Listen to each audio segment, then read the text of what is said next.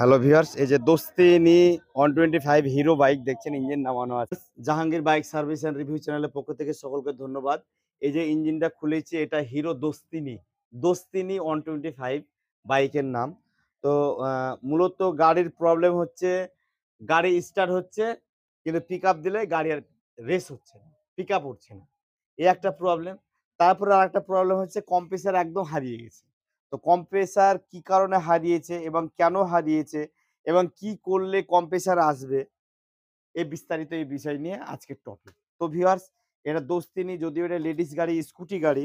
তো একটু কাছে এসে দেখাতে বলবো। এই যে হেড, কম্প্রেসার একমাত্র হারায় এই হেড থেকে।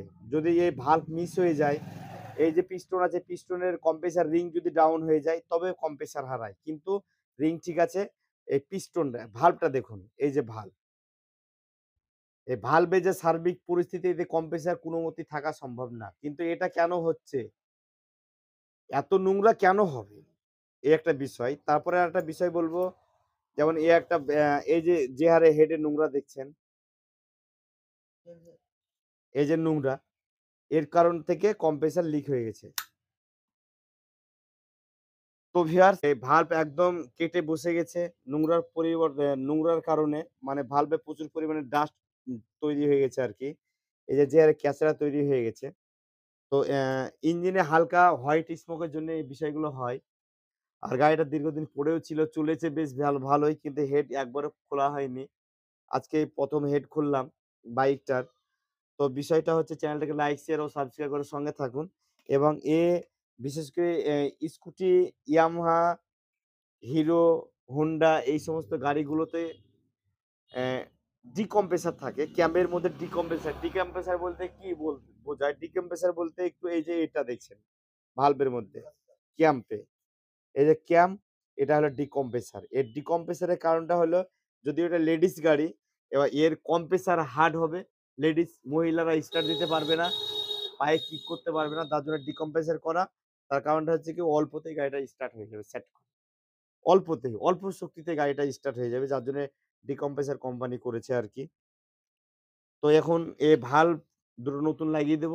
নতুন লাগিয়ে দিয়ে পালিশ করে আবার লাগিয়ে দেব। ঠিক আগের জায়গায় ঠিকঠাক করে আবার চলে আসবে। তো বিষয়টা হচ্ছে, চ্যানেলটিকে লাইক, শেয়ার ও সাবস্ক্রাইব করে সঙ্গে থাকুন। ভালো থাকবেন এবং গাড়িটাকে কমপ্লিট করে, কাজটা পুরো কমপ্লিট করে আবার আপনাদের সামনে চলে আসবে। যে দোস্তিনি গাড়ি যে প্রবলেমের জন্য খুলেছিলাম, ভাল্ব পালিশ করার জন্যে, এবং ভাল্ব যে নোংরা হয়ে গিয়ে কম্প্রেসার হারিয়ে গেছিল, সে কম্প্রেসার ফের আবার নিয়ে এলাম। আবার ইঞ্জিনটা সেটিং করে আবার এই গাড়ি যেমন ছিল ঠিক আগের জায়গায় ঠিক আবার নিয়ে চলে আসলাম। তো স্টার্টিং প্রবলেমটা দেখুন। যে একটা বিষয় ছিল যে, একটু এদিকে আসতে বলবো। এই যে কিকার, এই যে এই এই কিক মারছিলাম।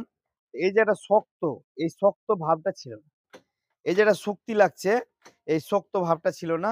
যার জন্যে ভাল্ব কম্প্রেসার হারিয়ে গেছিল। ভাল্ব মিস করেছিল। যার জন্যে যে হার্ড যে একটা কম্প্রেসার তৈরি হবে, যার জন্য গাড়িটা স্টার্ট হবে, সেখানে হুইল গিয়ে, ফায়ারিং গিয়ে, যে গাড়িটা রানিং, ইঞ্জিনটা স্টার্ট হয়ে গাড়িটা রানিং চলবে, সেই প্রবলেমটা হচ্ছিল। তো বিষয়টা এখন একদম ওকে। দেখুন, এই যে এক কিকে স্টার্ট। এই যে। তো ভিউয়ার্স, চ্যানেলটাকে লাইক, শেয়ার ও সাবস্ক্রাইব করে সঙ্গে থাকবেন।